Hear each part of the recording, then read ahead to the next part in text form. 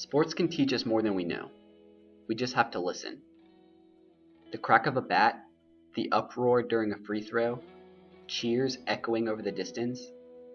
Every day we hate and discriminate, building boundaries in our society.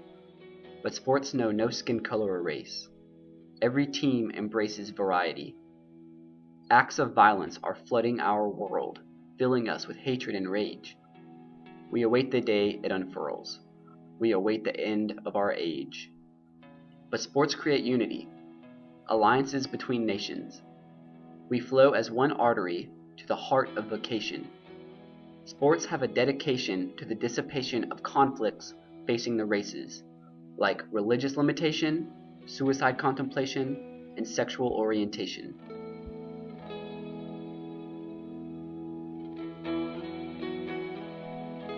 How can sports help with these things?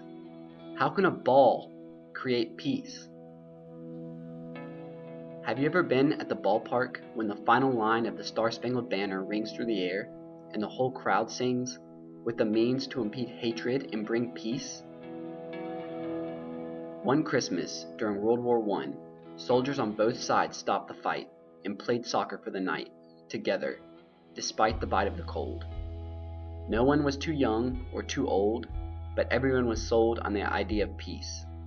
For one night, a soccer ball brought peace. After 9/11, the Yankees played in the World Series.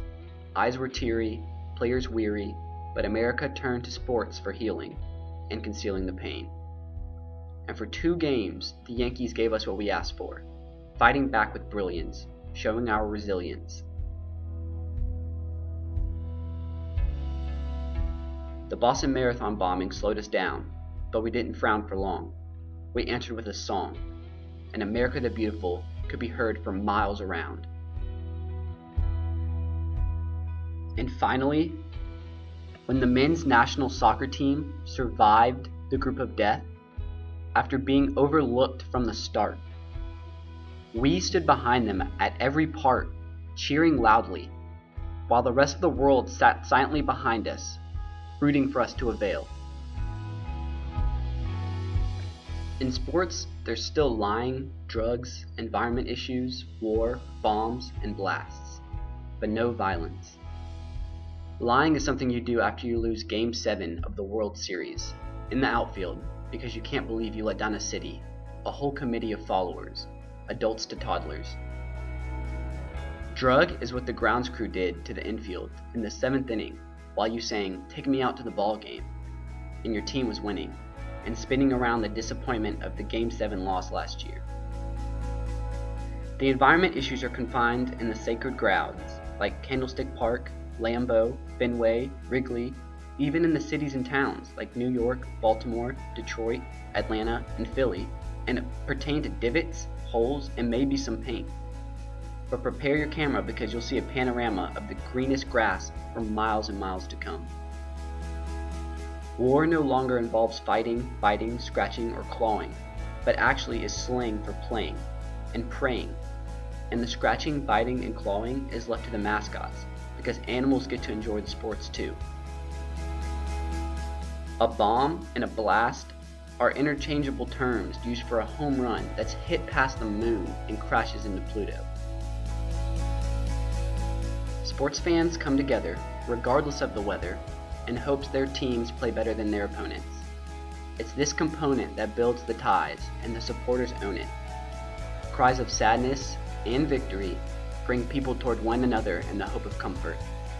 Honesty and compassion are displayed on the field, along with determination, a lasting act in which a winner is determined, at last, and adversity is passed, and judgment is thrown to the wind, in the end, because everybody is equal.